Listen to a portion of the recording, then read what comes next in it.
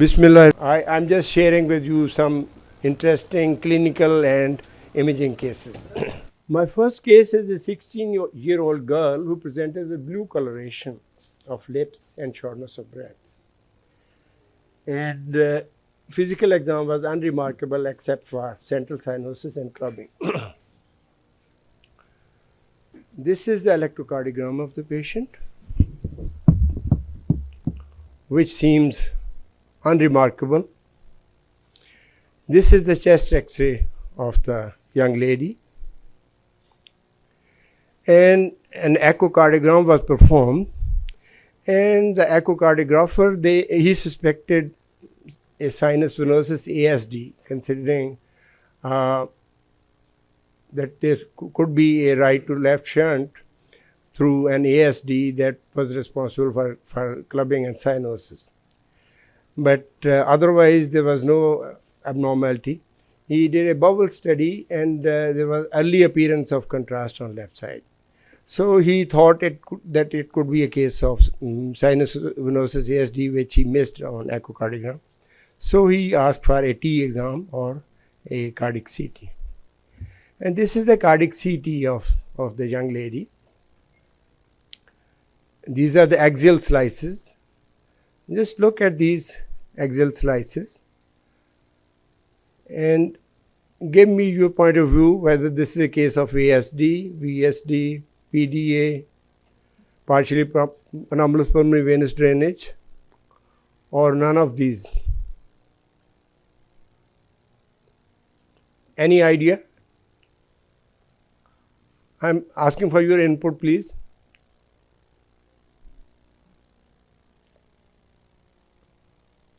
Does this look normal or abnormal? What is the abnormality?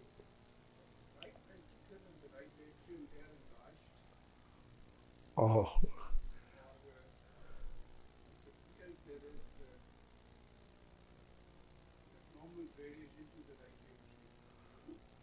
Actually, right atrium and right ventricle are both normal. It is actually none of these things. RV is normal size, इसके volume भी निकाले, सब कुछ normal है, thickness भी normal है, इसकी कोई अनॉमलस ड्रेनेज भी नहीं, कुछ भी नहीं है इसमें, ठीक है. तो इसी केस को मैंने वाइड रिकंस्ट्रक्शन की. जो सीटी स्कैन होता है उसमें एक्चुअली बीम वाइड होती है नॉर्मली, लेकिन जो एरिया ऑफ इंटरेस्ट हम रिकंस्ट्रक्ट करते हैं वो छोटा सा करते हैं, क्योंकि हम उसी में इंटरेस्टेड होते हैं. हम बाहर क्या है उसमें इंटरेस्टेड नहीं होते, लेकिन वो डाटा एक्वायर हुआ होता है. हम अगर चाहें तो वाइड रिकंस्ट्रक्शन करके हर केस में देख सकते हैं, ठीक. तो इसमें आप देखिए तो आप कुछ नज़र आ रहा है.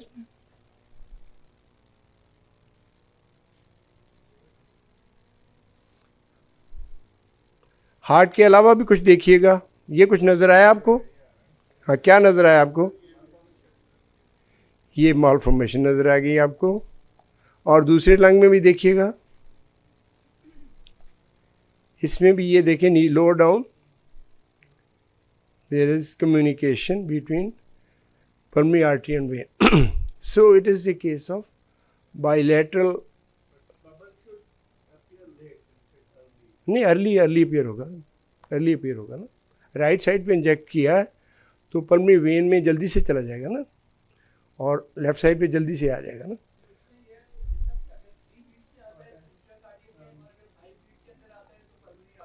जी, your point is very valid.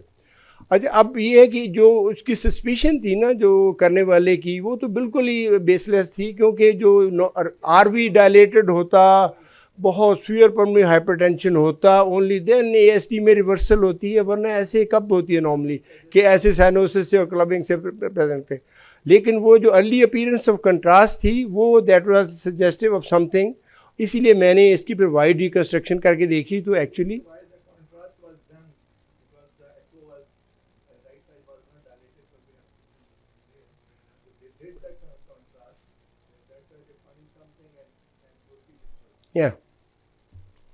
मतलब ये तो उनको आइडिया था कि there is something abnormal, cyanosis है, क्लबिंग है, लेकिन ये कि उसकी वजह उसको इंट्राकार्डिक नहीं मिली, तो pathology was actually एक्स्ट्राकार्डिक.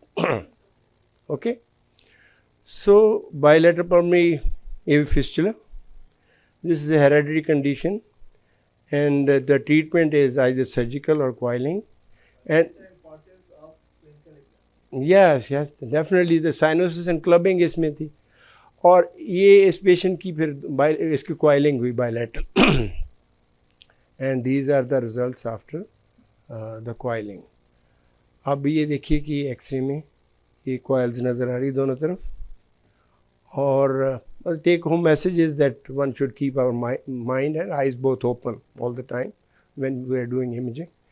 So rare things, as I was saying earlier, that rare things happen rarely, but they actually do happen. So we can only see these things if our mind is open.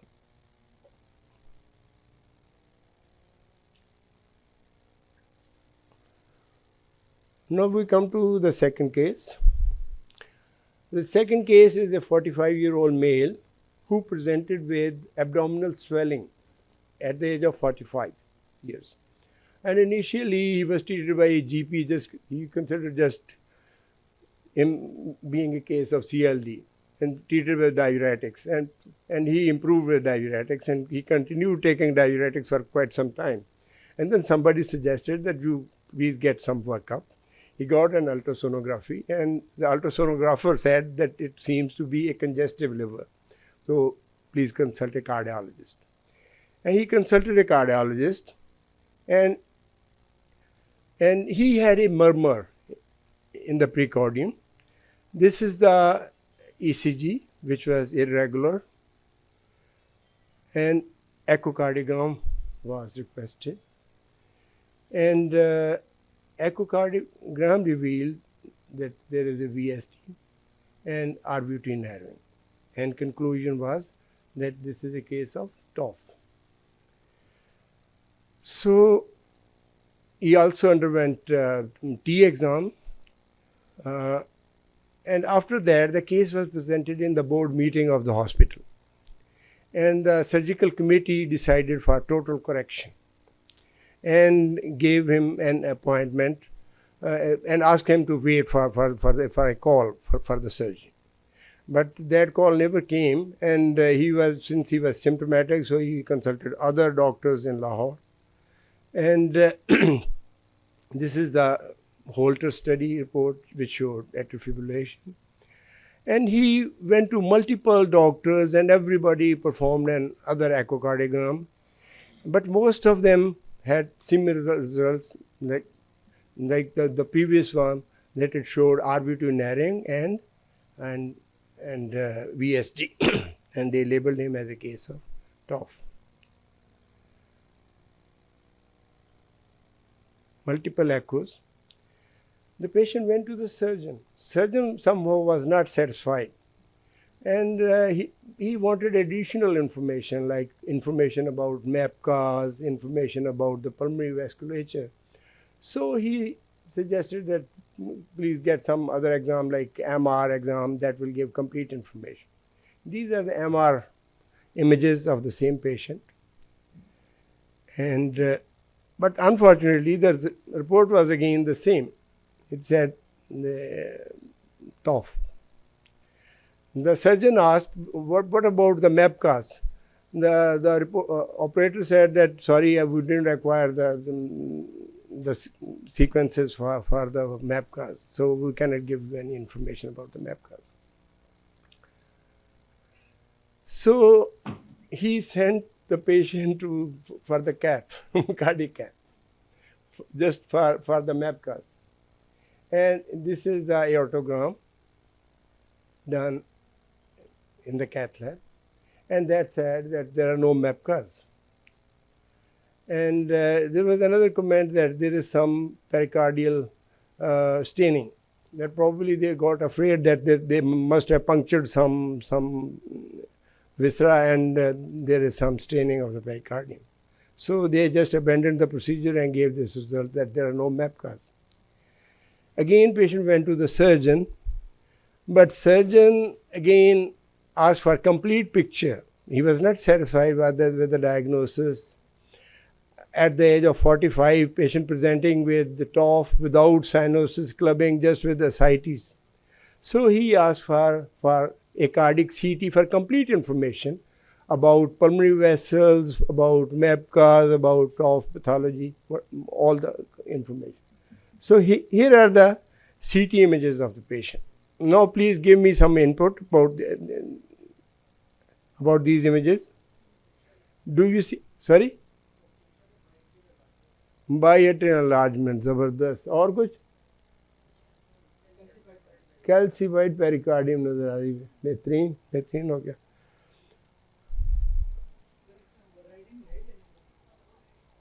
है वो तो टॉफ में question नहीं है. वो question नहीं है. एको finding actually यही तो बात है ना कि हमारा माइंड कहीं और होता है, हम वो जो स्क्रीन कुछ और कह रही होती है. Very intelligent surgeon, obviously send back and back and back. हाँ. So when I did this cardiac CT, then I called the surgeon. And then I explained the whole thing that this patient actually needs pericardectomy. नहीं होता है ना, होता है उसकी वजह से था ही नहीं ना. वो टॉफ माइल्ड सा टॉफ है उसको, लेकिन जो असली उसकी एसाइटीज थी वो थी कंस्ट्रक्शन की वजह से. PS में लिखा हुआ उसमें माइल्ड.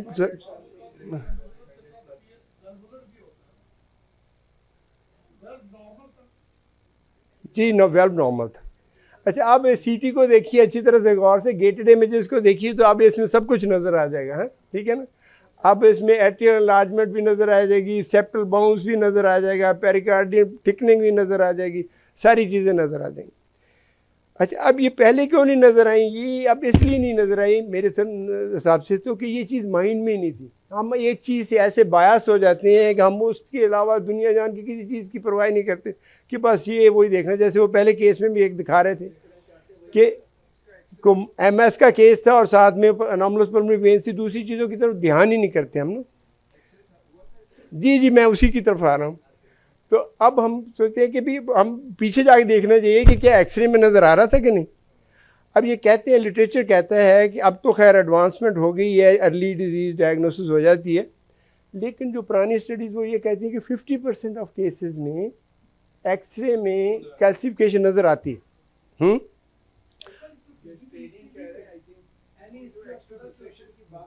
नहीं, हिस्ट्री नहीं थी, हिस्ट्री नहीं.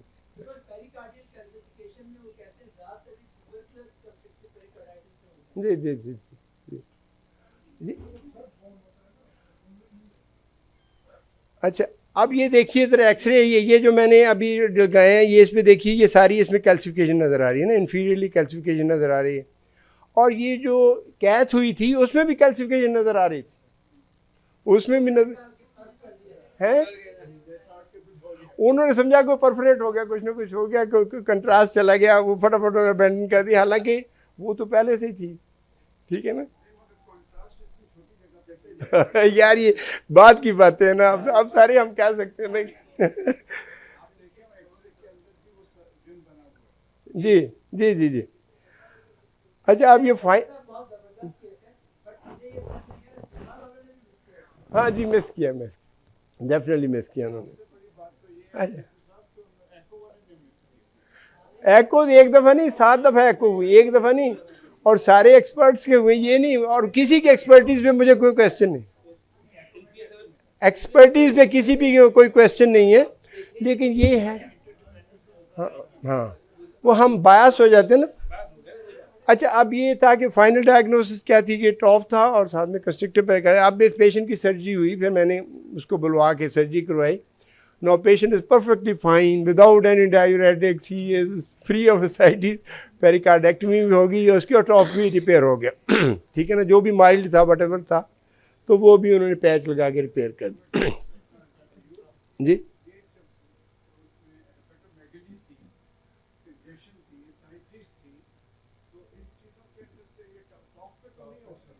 नहीं हो सकती, नहीं हो सकती. देखिए जी, अगर शुरू से हम रैशनली सोचें हैं तो फिर ये सारी चीज़ें ना हो. ये तो रियल लाइफ सिचुएशन है ना. मैंने ये नहीं बताया कि भी ये तो ऐसे हुआ एक्चुअली पेशेंट के साथ ना. तो अगर कोई भी प्रॉपरली रैशनली सोचता किसी स्टेज पे भी, हाँ हाँ, तो मतलब ये है कि जो जब चीज़ें क्लिनिकली फिट ना हो रही हो ना किसी एक चीज़ में, अब जब टॉप वाला कहाँ साइटी से प्रेजेंट करता है। जी जी जी जी, एग्जैक्टली एग्जैक्टली एग्जैक्टली। ठीक है जी, thank you. Patient is perfectly fine now.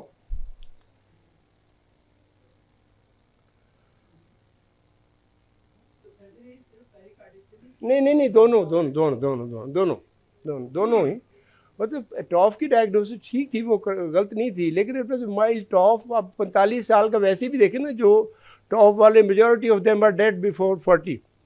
अब जो उसे इसको माइल्ड होता है वही रहता है, आगे चलता है, और उसको भी साइनोसिस नहीं थी, क्लबिंग नहीं थी, कुछ भी नहीं था। एक ही गो में, एक ही गो, नहीं नहीं, एक ही गो में, एक ही गो में, एक ही गो है। नहीं नहीं, कुछ नहीं। अच्छा, वैसे ही अगर खाली टॉप की सर्जरी भी होती ना, फिर भी शायद ये बेहतर हो जाता, क्योंकि पेरिकार्डियम को ओपन तो करना ही था ना उन्होंने।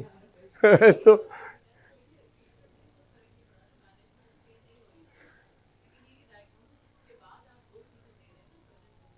नहीं नहीं, ये बड़ा फर्क पड़ता है कि अगर सर्जन प्रिपेयर्ड है और अनप्रिपेयर्ड है। अगर सर्जन के को पहले से पता है कि what is the exact diagnosis, वो सारी प्रिपरेशन के साथ करता है, प्लानिंग के साथ करता है। जब ना पता हो, आपने कुछ लिखा हो, निकले कुछ, तो फिर वो सर्जन भी परेशान होता है, रिजल्ट्स भी खराब होते हैं। तो ये बड़ा फ़र्क है, इट इज़ वेरी डिफ़िकल्ट, और इसकी बड़ी मॉर्टेलिटी है, मॉर्बिडिटी है। ख़ासतौर पे ये मायोकार्डियल इन्वेजन अगर हुई हो, जब वो स्ट्रिपिंग करते हैं तो बहुत ज़्यादा इंजरी होती है। नहीं, हर एक नहीं कर सकता। या जी,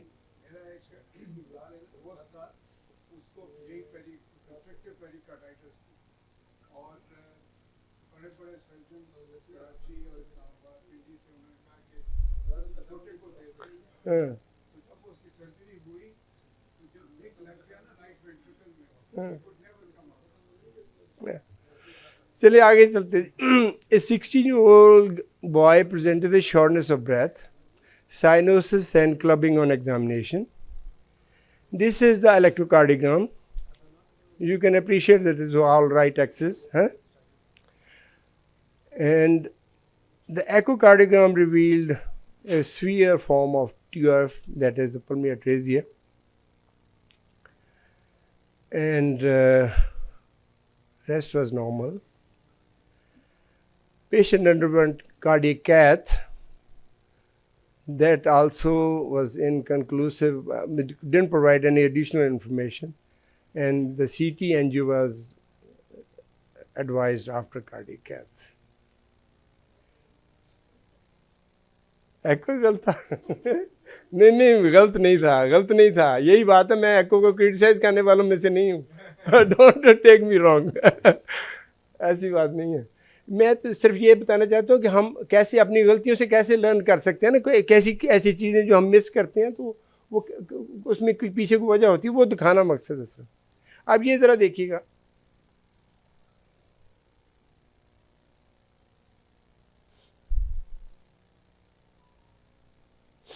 ठीक है। इसमें VSD तो नज़र आ रही है, काफ़ी मोटी सी बड़ी सारी है, ठीक है ना।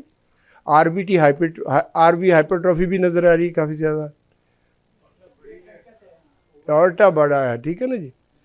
अब पल्मोनरी आर्टरीज इसमें कहीं नहीं नजर आई नीचे, लेकिन ऊपर से कहीं से नजर आ रही है ना, राइज, ठीक है ना। तो अब ये डायग्नोसिस चेंज होगी ना। अब ये है कि अब एको करने वाले के लिए एक ही चीज़ है। पल्मोनरी एट्रेजिया में भी पल्मोनरी वाल्व एब्सेंट है, ट्रंकस में भी एब्सेंट है, ठीक है, दोनों में एब्सेंट है। तो उसमें भी RV हाइपरट्रॉफी है, उसमें भी RV हाइपरट्रॉफी है, उसमें भी VSD है, उसमें भी VSD है। तो सारी चीज़ें एक ही जैसी है ना। सिर्फ फ़र्क कहाँ पे पड़ता है कि जो जो जो जो पल्मोनरी एट्रेजिया का केस है, उसमें छोटी सी, मोटी सी, बारीक सी, कॉन्फ्लुएंट सी, नॉन कॉन्फ्लुएंट सी, छोटी मोटी नेटिव पोजीशन में वेसल्स होती हैं कहीं ना कहीं। दो एको में वो नज़र नहीं आ सकती। जब पल्मोनरी एट्रेजिया हो तो यू कांट सी बियॉन्ड, कोई फ्लो नहीं है तो आप कैसे देखेंगे।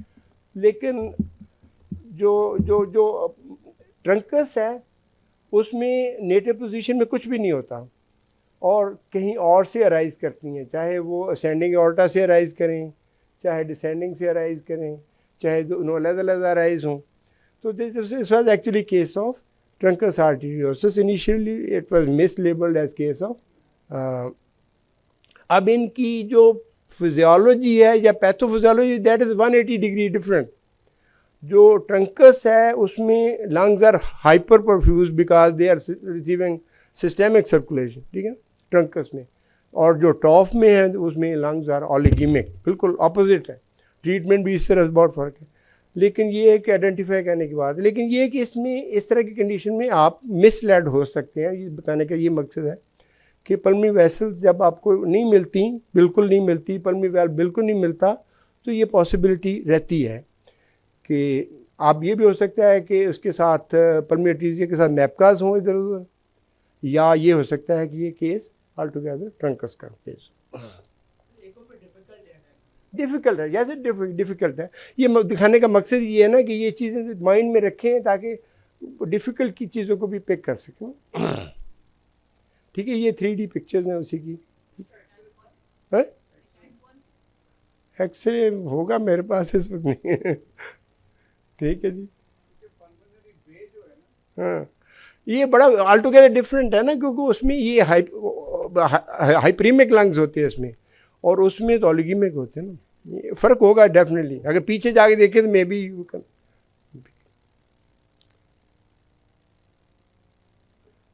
अच्छा, जब आप कहते हैं बस तो मैं बस कर दूँगा. ठीक है जी. तो दो होगा ना. RVH जो था, बहुत ज़्यादा RVH था ना उसमें. जी जी जी जी जी, वो तो थी ना. जी जी जी, ऐसे ऐसे. A 45-year-old diabetic and hypertensive female presented with chest pain and with shortness of breath and hypotension. And there is a history of splenectomy in the past. Actually, the patient underwent some abdominal surgery and the spleen was accidentally ruptured. So the surgeon removed the spleen because there is no repair of the spleen. And the patient's ECG revealed ST segment elevation MI, troponin was elevated, and there was severe hypokinesia of interventricular septum and anterior wall with poor overall ejection fraction. The patient underwent coronary angiography. These are the initial images. The operator was not able to engage the left system, and the non-selective injection didn't show anything. These are the images of the right side, right coronary injection. Will somebody like to give some info? Sorry?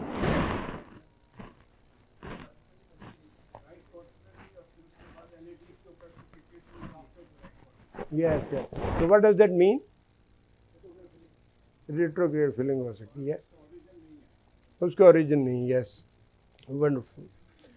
तो उसका origin नहीं है, तो इधर से filling हो रही है. ये बहुत बड़ी मोटी डायलेटेड RC है, इधर से फिलिंग हो रही है. तो चूँकि ये डायग्नोसिस क्लियर नहीं थी, क्योंकि ओरिजिन उसका एग्जैक्टली पता नहीं चल रहा था कि कहाँ से लेफ्ट मेन कहाँ से राइज कर रही है, तो इसलिए CT किया फिर इसका. ये ज़रा CT इमेजेस देखिएगा.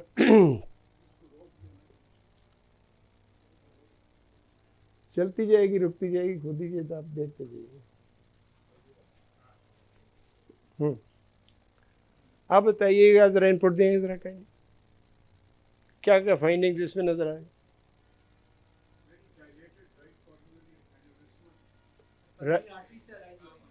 एग्जैक्टली पल में एक तो डायलेटेड राइट कॉर्नरी है, दूसरी वो अराइज कर रही है पल्मोनरी आर्टरी से, लेफ्ट मेन पल्मोनरी आर्टरी से अराइज कर रही है. ठीक है ना. हाँ, तो ये डायग्नोसिस हुई अल्कापा की. लेकिन ये LV के अंदर क्या है? LV के अंदर क्लॉट है और yes, infarct. History patient present ही इन्फार्क्ट से किया ना. अच्छा, अलकापा वाले केस ज़्यादातर इन्फाक से प्रेजेंट नहीं करते हैं, आमतौर पे हार्ट फेलियर से प्रेजेंट करते हैं या एंजाइना से प्रेजेंट करते हैं। ये इन्फाक्शन इनमें अदरवाइज एथेरोस्क्लेरोटिक डिजीज़ हो तो, लेकिन ये जी पल्मोनरी आर्टरी में भी इसके थ्रोम्बस है। तो वहाँ से चला गया कोरोनरी। हाँ, यही लगता है कि वहाँ से निकला है, क्योंकि पल्मोनरी आर्टरी में से गुजरा थ्रोम्बस, तो पल्मोनरी आर्टरी में से ही कॉर्नरी राइज कर रही है लेफ्ट, तो कॉर्नरी के अंदर प्रॉब्ली एम्बुलस गया है और उससे इन्फाक्शन हुआ है, उसी से एलवी के अंदर क्लॉट बना है। ठीक है ना। अब इस पेशेंट का जब अल्ट्रासोनोग्राफी हुई तो इसको बाइलेटरल डीवीटी था। अब ये डीवीटी क्यों हुआ इसको, क्योंकि इसकी स्प्लीनेक्टमी हुई थी, इसका जो प्लेटलेट काउंट थे वो 600,000 थे। ठीक है, 600,000। तो थ्रोम्बोसाइटोसिस थी एक तरह से। तो ये थैंक यू। तो ये ऐसे था कि ये इंटरेस्टिंगली ये अलकापा तो था इसको, साथ में इसको डीवीटी हुआ, उससे पल्मोनरी एम्बुलेंस हुआ, पल्मोनरी एम्बुलेंस से कॉरोनरी एम्बुलेंस हुआ, इन्फाक्शन हो गया। तो लेकिन पेशेंट ने अभी तक कुछ नहीं करवाया। तो ऐसे ही चल रहा है।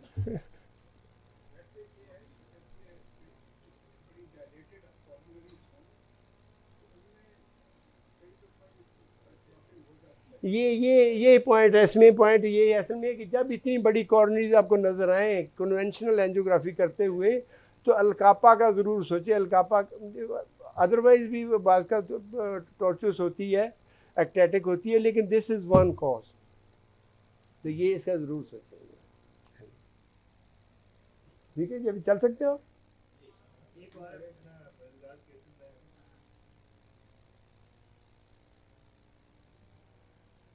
A 34-year-old lady presented with shortness of breath.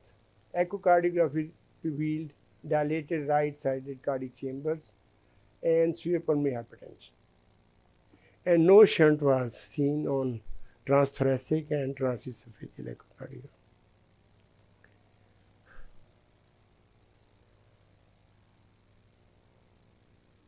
These are the CT images.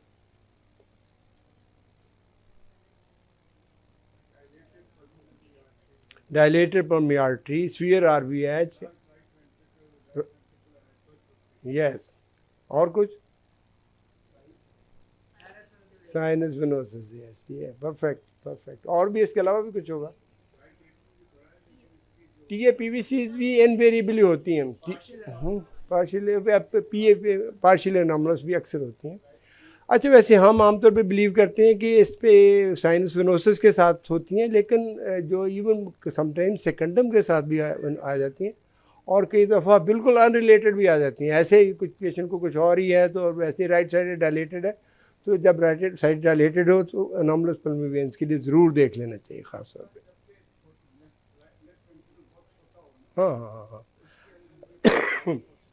हाँ।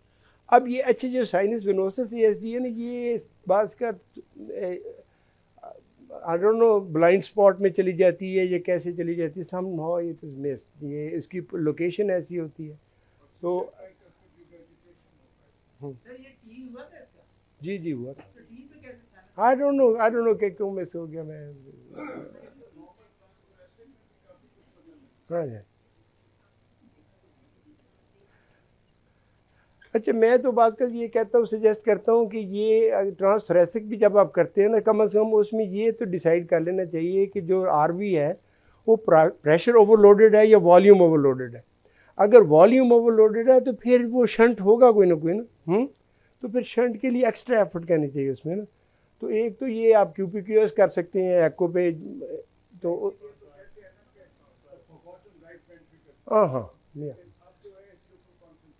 हाँ बिल्कुल।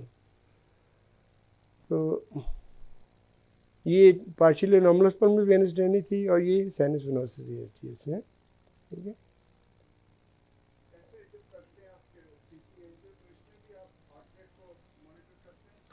नहीं, इसमें अगर खाली की ऑब्जेक्टिव हो फिर तो करने की ज़रूरत नहीं है, लेकिन अगर एडल्ट पेशेंट है ना, तो उसमें फिर वो बाद में सर्जन पूछता है कि अच्छा कॉर्नरीज का भी बताएं, तो बेहतर ये है कि हार्ट रेट को स्लो करके करें।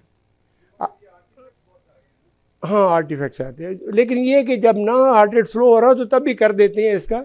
लेकिन ये कि अगर एडल्ट पेशेंट है, कॉरोनरी का भी हो सकता है बीच में हो, तो फिर हार्ट रेट स्लो करके करें तो यू गेट बेटर क्वालिटी में। स्मॉलर स्ट्रक्चर्स कॉरोनरीज के लिए हार्ट रेट ज़्यादा है। हाँ बिल्कुल बिल्कुल।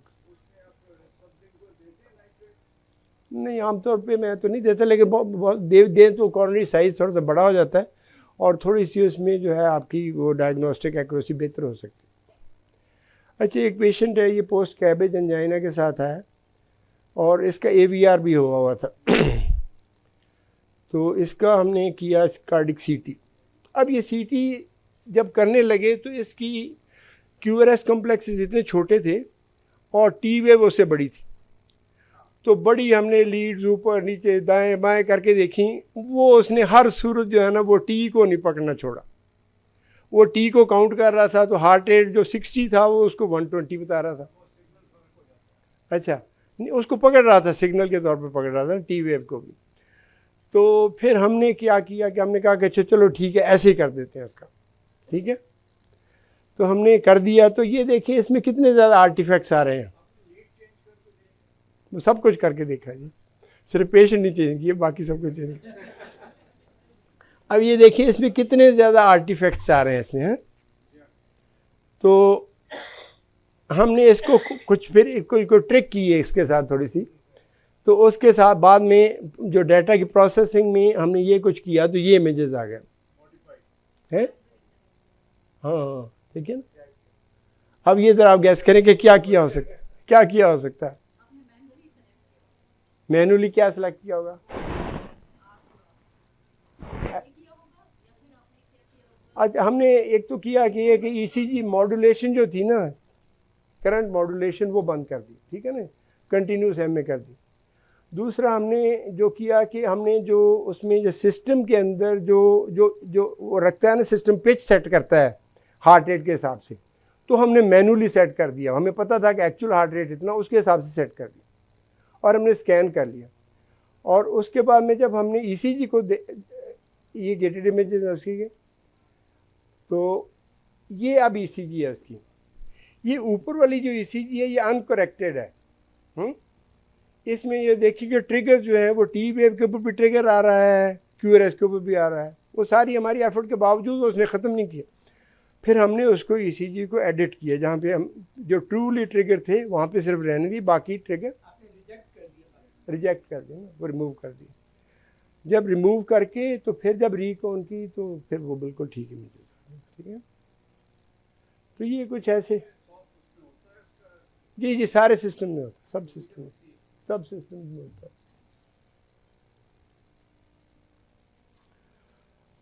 ए patient with shortness of breath है, पिच को हमने मैनुअली उसको हार्ट रेट दे दिया ना सिस्टम को। नहीं, पिच जो है ना वो हम खुद नहीं देते कि कितनी पिच रखनी, सिस्टम रखता है 0.2, 0.2, 1.2 जो भी रखनी है सिस्टम खुद डिसाइड करता है। लेकिन हम हार्ट रेट फीड करते हैं या सिस्टम खुद डिटेक्ट करता है हार्ट रेट कितना है, तो हार्ट रेट के हिसाब से वो सिस्टम पिच सेट करता है।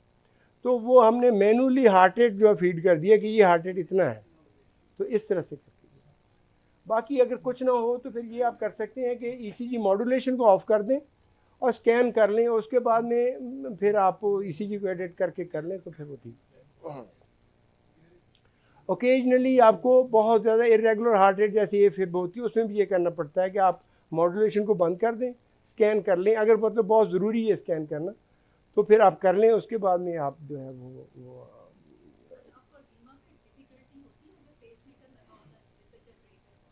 किसमें नहीं कोई खास डिफ़िकल्टी नहीं आती।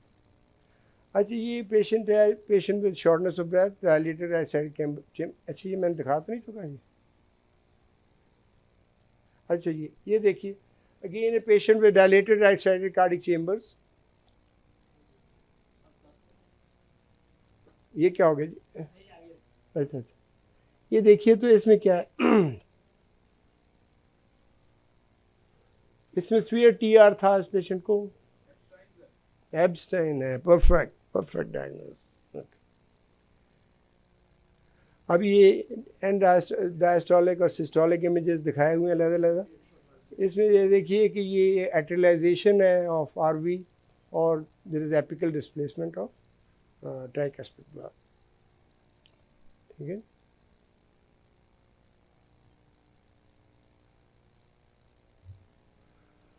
If 45-year-old male presented a after a surgical procedure, and there was a pulsatile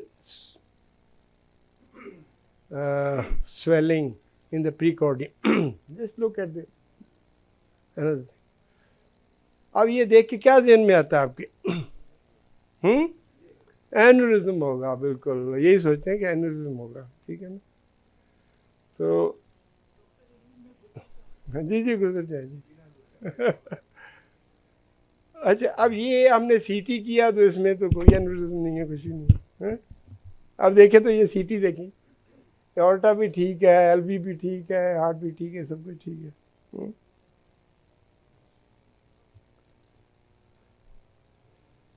Pulsation is there, huh? Precordial pulsation is there, but heart is, huh? Transmit हो रही है. कुरैशी साहब पहुंची चीज में है. अब देखिए जरा, अब ये हार्ट है, गेटेड इमेजेस है. अब हार्ट के और स्टर्नम के दरमियान में कुछ नजर आ रहा है आपको? नजर आ रहा है ना? There is a mass in between. Yes, तो बिल्कुल है. हाँ हाँ, तो कुरैशी साहब ने मार्फत की बात पहले ही बता दी आपको. तो ओके, ये ट्रांसमिटेड पल्सेशन मैस है ना, एक सामने पड़ा हुआ, उसकी वजह से पल्सेशन. तो इसकी फिर हिस्टोलॉजी हुई थी, ये फाइब्रोमा निकला.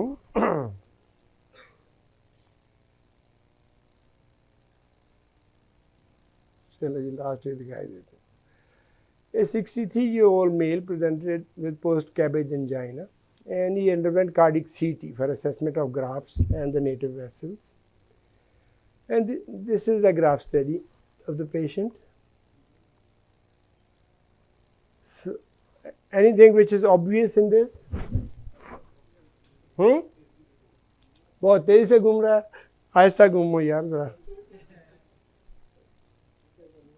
ये खड़ा भी है ना, इसको देखें ना, ये जो रुका हुआ उसको देखें. अच्छा, एक तो कुछ स्टम्प्स नजर आ रहे हैं ना आपको, ठीक है ना. अच्छा, लीमा नजर आ रहा है इसमें, है? लीमा नजर आ रहा कैसा है आपके ख्याल में लीमा? ये एट्रेटिक्स है, बिल्कुल धागा सा है. ठीक है ना, बिल्कुल धागा है ना. तो लेकिन असली वजह क्या है? इसका एओर्टिक आर्च के ऊपर देखिए जरा, सब क्लेवियन को देखें जरा. सब क्लेवियन बंद है. असल में मसला पीछे है, सब क्लेवियन बंद है. वो असल में बहुत सारे पेशेंट के वेनस ग्राफ्ट तो बंद हो जाते, लीमा चल रहा होता है तो पेशेंट भी चल रहा होता है, लेकिन जब वो लीमा भी बंद हो, एक्चुअली इसमें सब क्लेवियन बंद हुई है, उस वजह से पेशेंट को एंजाइनल सिम्टम्स हो रहे हैं. तो ये केस था सब. इसको फिर ओपन करने की कोशिश की गई अपने परकोटेनियसली, लेकिन ये ओपन नहीं हुआ है. टोटल ओक्लूजन में लंबा सेगमेंट है, इसको वायर करने की कोशिश की लेकिन नहीं, ये नहीं हो सका. ठीक है ना. तो इसका फिर ये सर्जरी कल इसमें ऑप्शंस हैं. ये डिफरेंट तरह की जो है, करोटेड टू करोटेड या एंड्राटेक.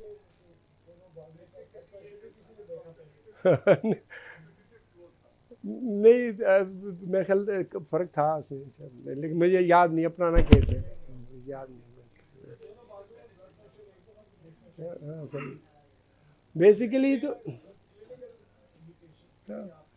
असल में ये हमारी जो क्लिनिकल चीज़ों में जो होते हैं ना, उसी वजह से फिर बहुत सारे जो है वो कन्फ्यूजन क्रिएट होती है. क्लिनिकल एग्जामिनेशन परफेक्ट हो, हिस्ट्री टेकिंग परफेक्ट हो, प्रॉपरली गाइडेड इन्वेस्टिगेशंस हो, तो फिर ये इस तरह के रिजल्ट्स हमें ना मिले. तो but this is how we learn के देख रहे थे एग्जैक्ट.